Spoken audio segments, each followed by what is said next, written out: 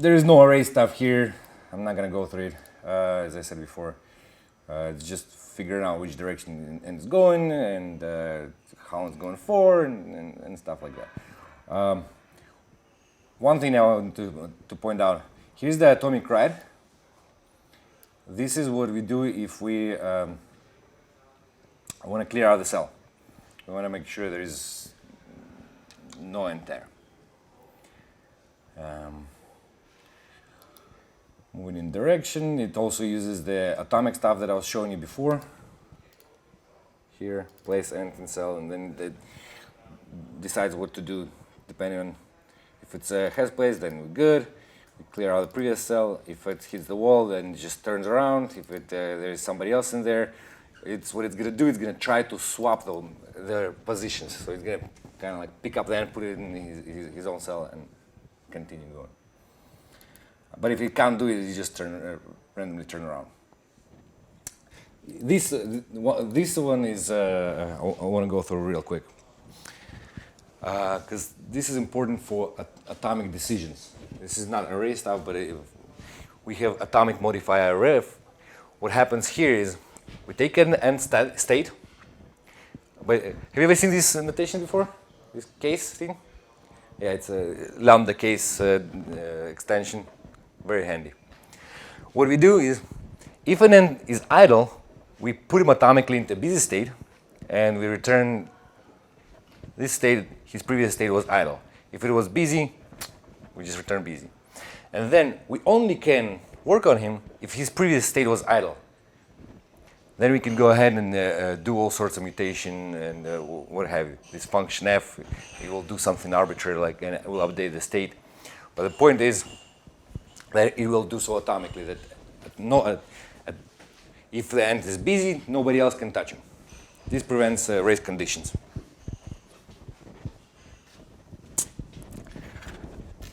Okay. This is just a similar helpers. Replacing an end. It also uses the compare and swap. We already talked about that, so I'm not going to dwell on it. Trying to swap an end is a bit harder.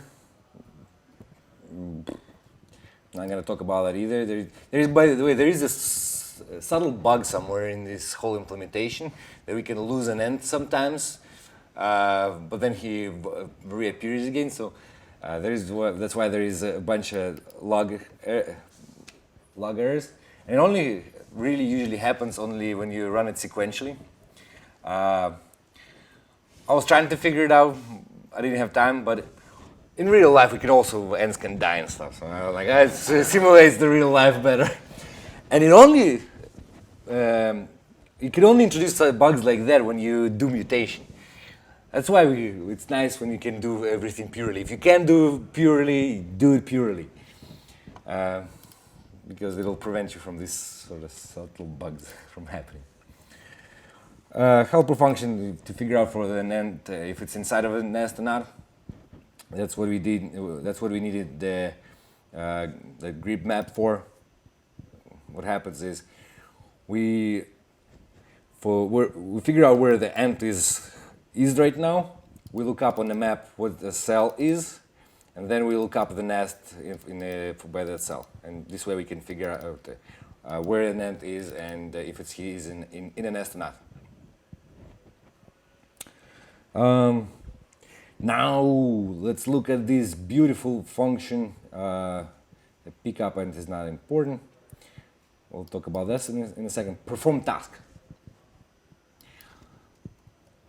And here it goes, and here it goes, and here it goes, and here it goes, and here it goes, and here it goes. That's it. This big function deals with state transitions of those ends. Be good to split it up, but since I'm not going to be talking about it at all, we can just skip it. But that's the whole heuristics of state transitions and so on and so forth. Let's quickly talk about check quorum. What does it mean? We need to figure out how many ends decided on this nest. How many think of it as their new home. What do we need to do for this? We need to iterate those colony workers. This is a one-dimensional array. And what do? We do a monadic fold over the colony workers. And we just count how many recruiters there are. Because those are the ones who decide on the nest. And if he's recruiting to the nest, to this particular nest, we increment the accumulator. He's tandem leading, we increment him. If he's transporting, we also increment it.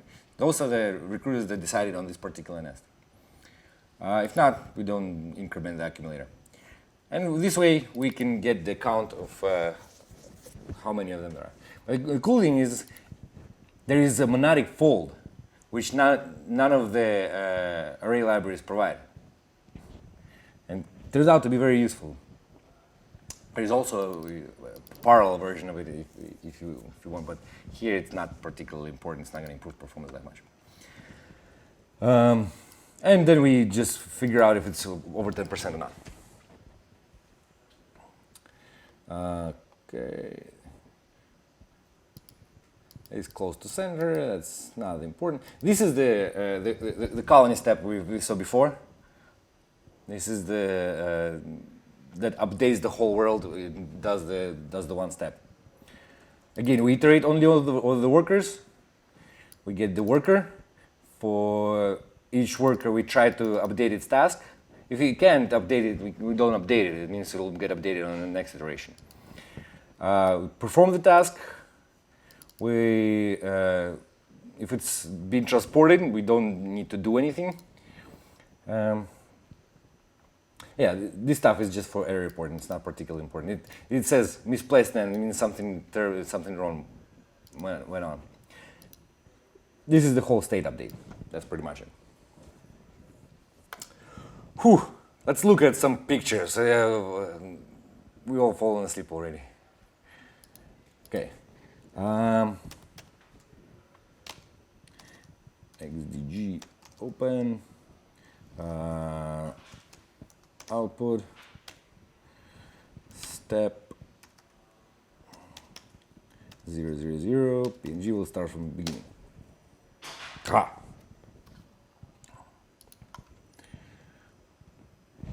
There you go. There went the scouts. They're running.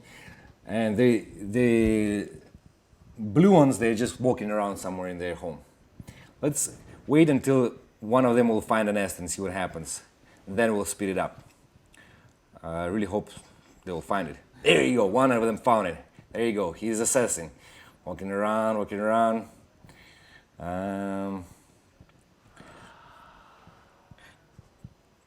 Okay, at some point he'll decide on the nest. Oh, there you go. The top one was discovered again, also. Okay, now he's gonna switch to recruiting. Let's see. Oh, there you go. He's leading a new end. They're a little wonky in walking around, like, where is it? Where was I supposed to go? At some point, it'll bring him over. There you go. Come on. No. There you go. Ah. And it's gonna go so on. Let's speed this thing up.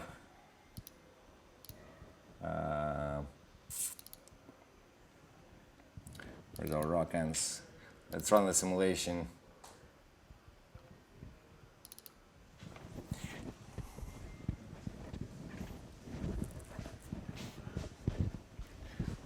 I don't want to cover the video. Okay, we're leaving. It's gonna run for about a minute. It shouldn't be too long. But I haven't seen the outcome of this run ever, so hopefully they will do what they're supposed to do. Okay. And because they run in separate threads, it's non-deterministic. Okay. Oh, there you go. They started transporting the ends. Nice. And you see at the top one, nobody's recruiting to that one anymore because this one is clearly better.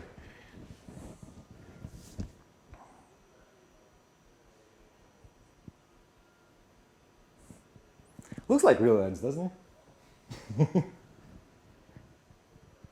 They did an actual experiment like that. I read a couple of papers on real ants. They would mark them with little color codes on their backs and see who was doing what, and give us the statistics so I could actually implement it into this model. And there you go. The whole colony transition. Nice, huh? I found it cool. I don't know if you guys find it cool, but it's really fun. How did you get interested in the topic? Or why did you choose this particular topic? I took a grad course at University of New Mexico on complex systems. And I just found it interesting. It was a final project, and I really liked it. There is an interesting project they do at University of New Mexico. It's called iAnts. iAnts. They build an actual little robots that run on wheels. They have, I think, an iPhone on each one of them. And it's sponsored by NASA. I think they're planning on running those robots somewhere on Mars to collect resources. And those autonomously, they run around and leave pheromone or artificially, like through the Wi-Fi, they communicate with each other. And they collect QR codes. So I did something similar with ants, but not quite. Whew, that was a lot of talking. Hi.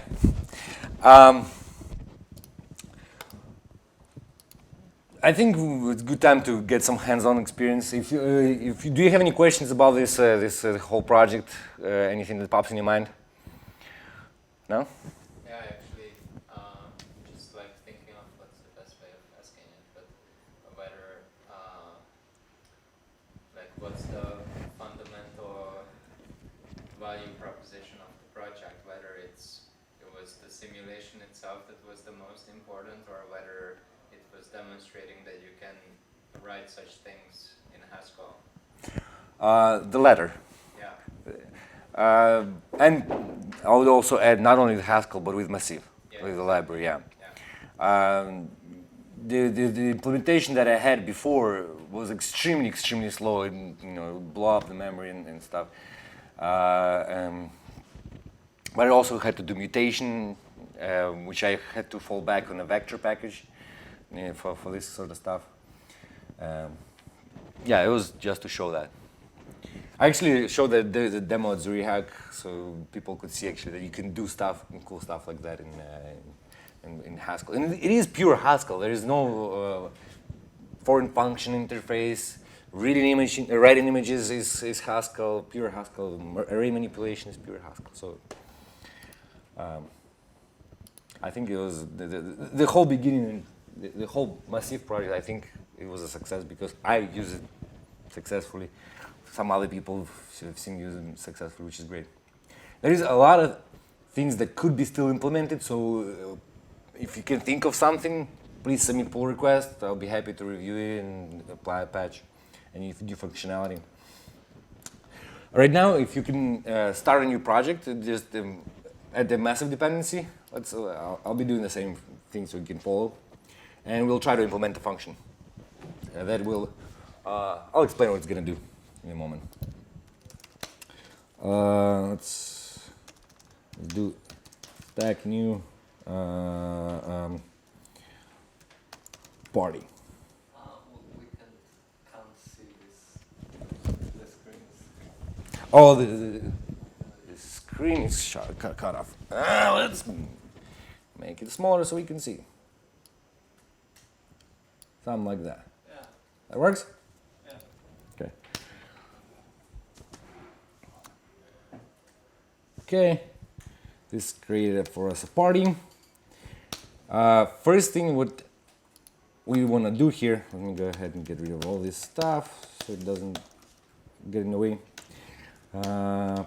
Party. We want to change the package YAML file. First we want to change the stack. We want to change the snapshot because LTS 13 has an older version, 2 point something in it. We want to have nightly let's do 2019. Oh, 2019, 06, 06. It's my dad's birthday. Why not? And what do we want? We want to add Massiv to the dependencies. And then wait for a couple hours for it to compile. Stack build. No. Oh, I see, because I already had it built in this LTS, so it was pretty quick for me. Well, it might not be so quick for you. While it's going to be compiled, I'll talk about the function that we're going to implement. The function we're going to implement, it's going to take an array.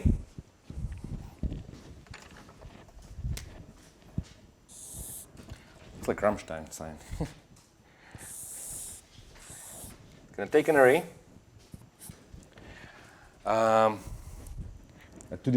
matrix, and it's going to drop a column from it. Oh, yeah, a column. It's going to drop it, and it's going to return a column to us, and it's going to return these two arrays appended to each other.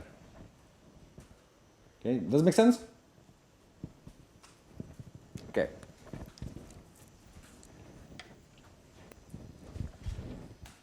I don't know what it looks like.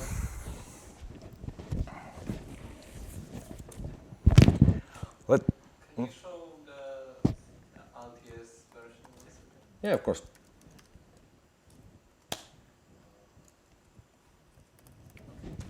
Okay.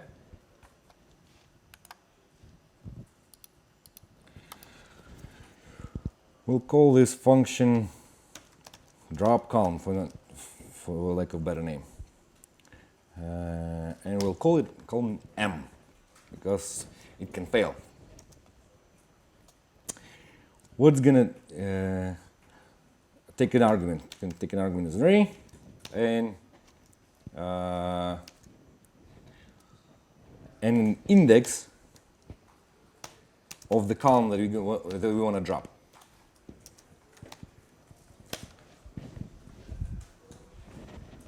Does that make sense? Yeah? Yeah. What I like to do, I like to also write a type signature, and then see if GHCI can infer from me a better one. What it's going to be? It's going to be an int, which is x1, and an array of some representation. It's going to be two-dimensional, and it's going to have some elements, 8. And it's going to return an array. Let's do it this way, maybe, so we don't need to worry about this monad throw thingy. It's going to return for us maybe array of some different representation, ix1, right? We want this column.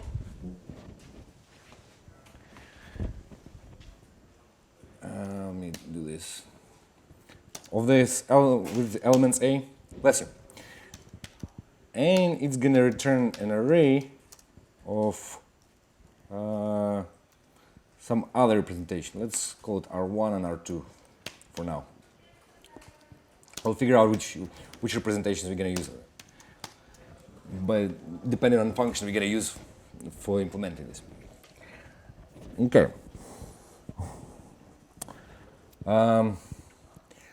We have a function that can be helpful. Let's do this. Okay.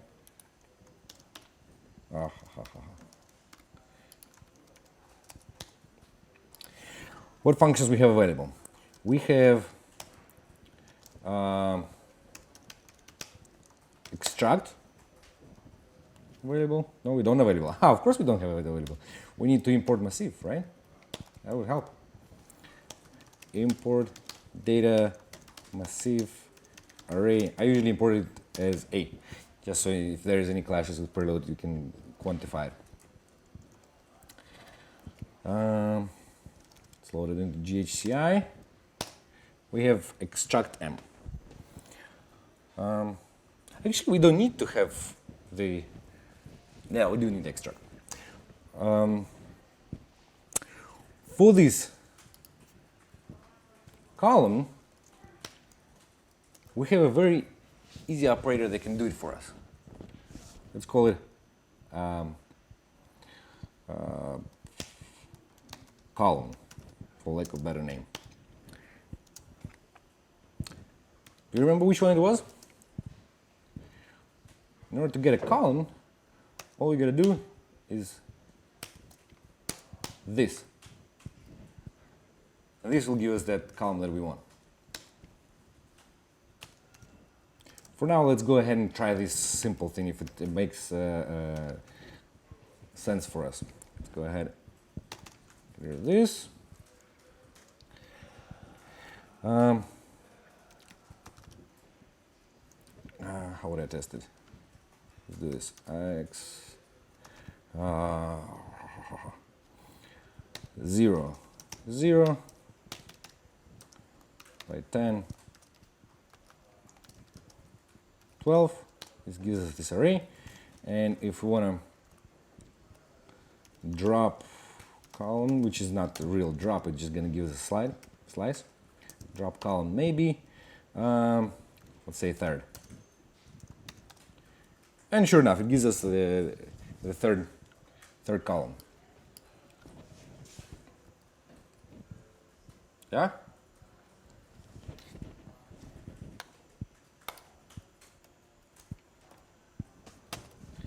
Okay, that part worked. That was very simple. Now the complicated stuff. We need to now get rid of that column from this two-dimensional vector. And for this, we need to use extract. Let's look at its type signature. What does it need? We need to get left array and a right array. Then we'll figure out how we can combine them together afterwards.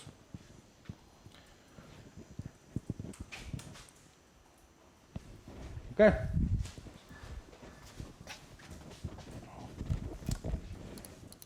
We'll leave that column here pure. What do we need for this? We need the size. Size of this array. M by N array, size of array. Okay.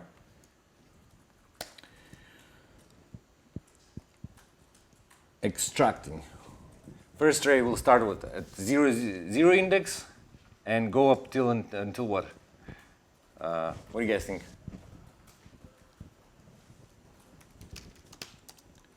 Extract M. We'll call it left. Starts at 0, 0. And then goes up until size. Do 2.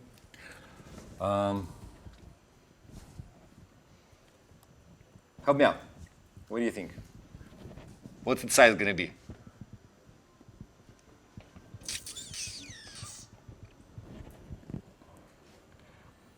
Something maybe like M rows. M I? That should work, right? Let's check it out. Oh, you can give it an array.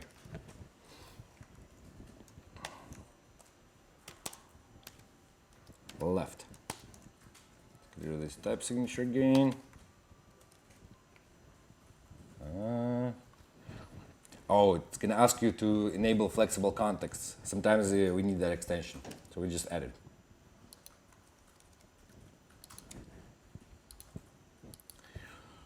Okay, and let's run the same example. What is it doing? It gave us the column, okay? and it's a tuple, so it's not printed very prettily. And it gave us the left array.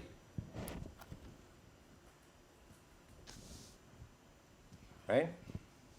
Okay. Now, I will let you figure out how we're gonna get the right part. What's right here? Fundamental. What the hell are you? There. I'll give you a hint. It's gonna be exactly the same. Oh no, exactly the same function as before. We just need to figure out the indices.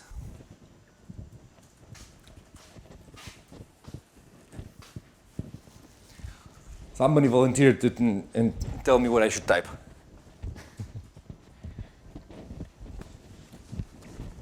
Well, I already gave you a hint. Extract them.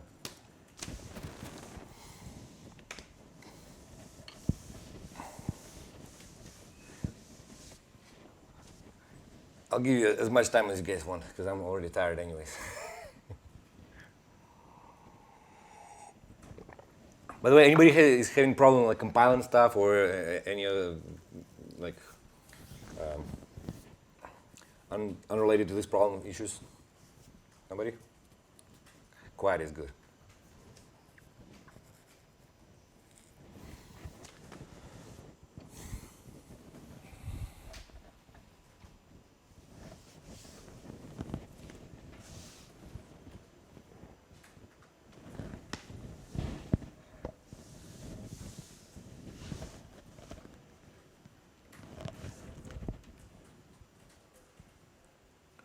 I'm gonna even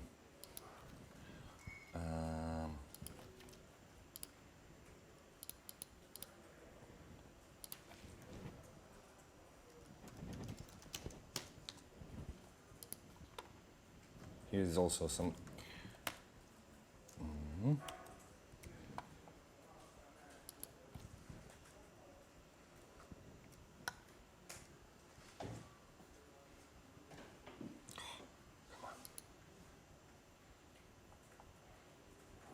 just in case.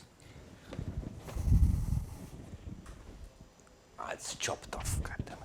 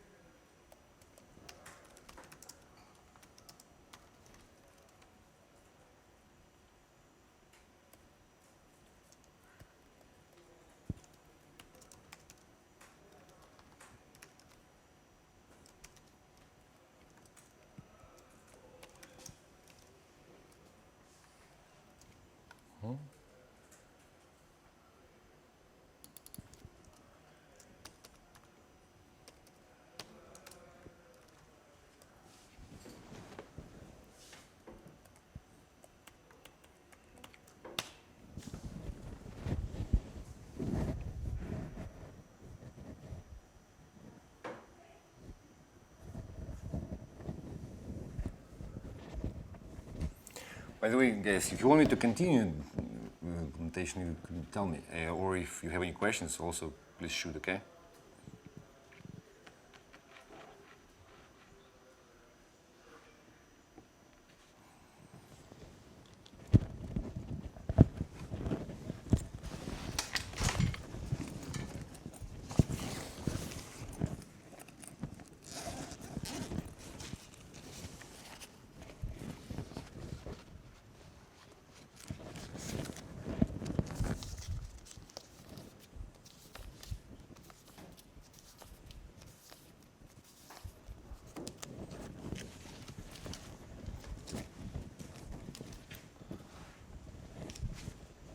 Just because you all stuck around. Thanks.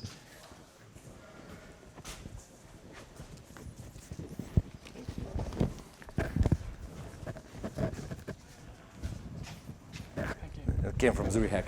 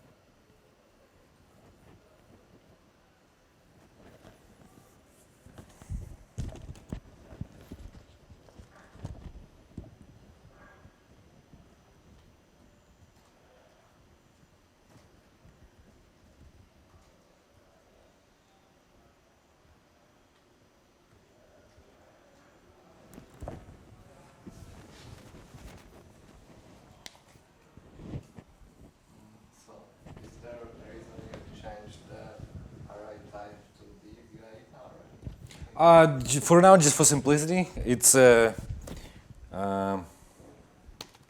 if we inferred, it's going to be something like this, and we'll go over this whole thing later.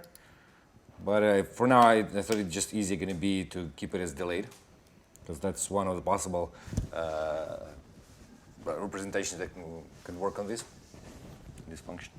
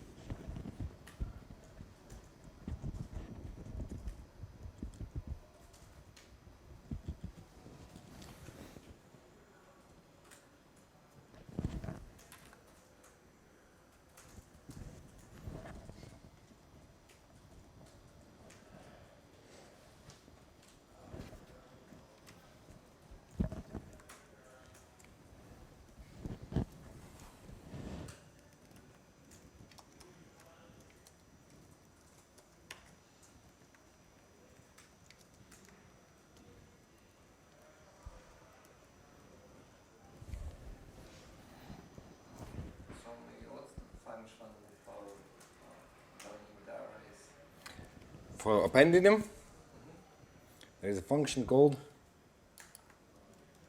with a very unusual name, append.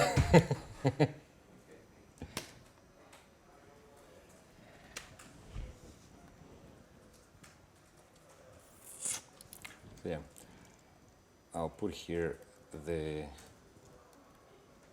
what you want as a result type.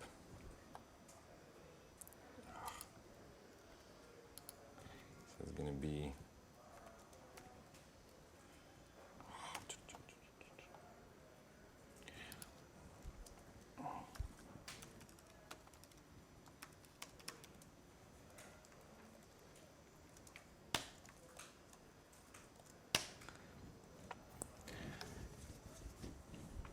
eventually we should get this sort of type signature.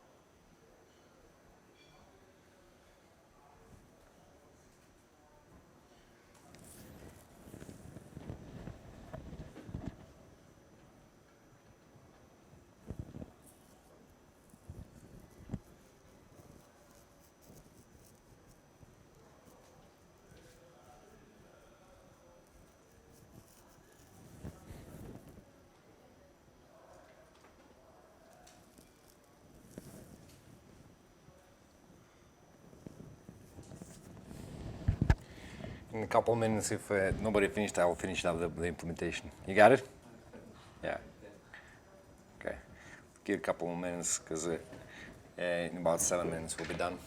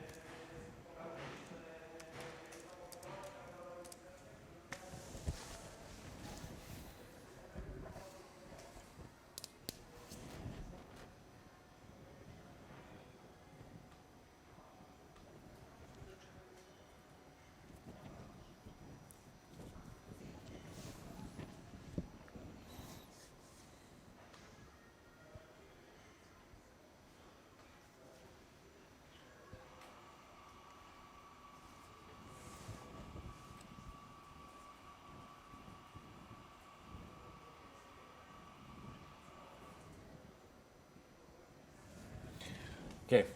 You want to share the implementation with me? Just tell me what to write. So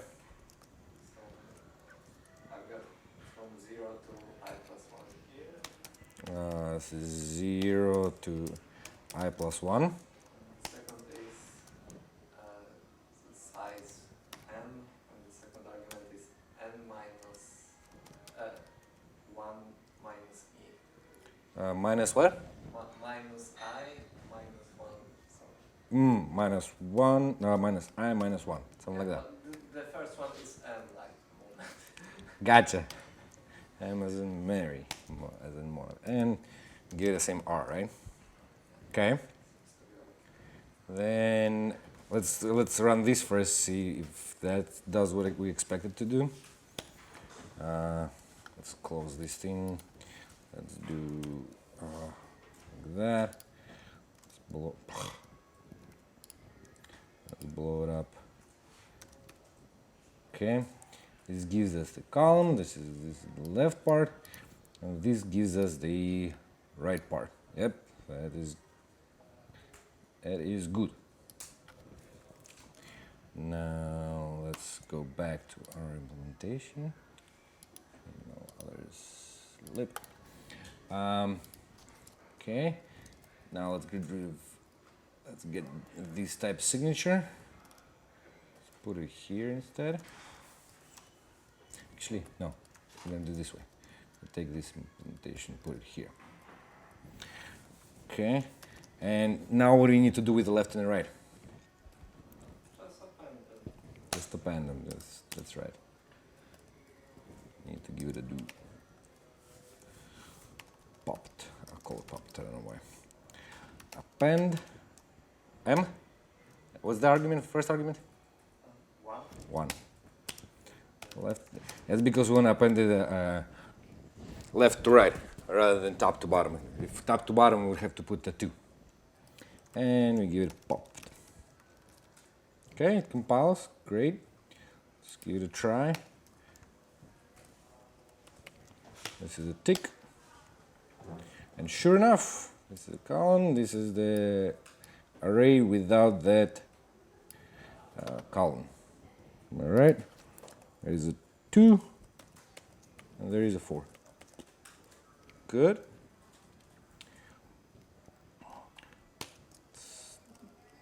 A little bit more concise. Fmap. Okay. Here's something else I wrote. This results in just delayed arrays. Can you make the window smaller a little because it's cut from the left? Ah, yes. Sorry. That's okay. That's good. Okay. And here's I wrote an extra function that can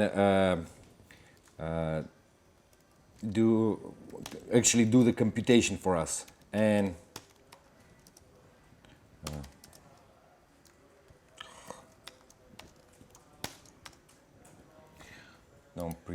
of course.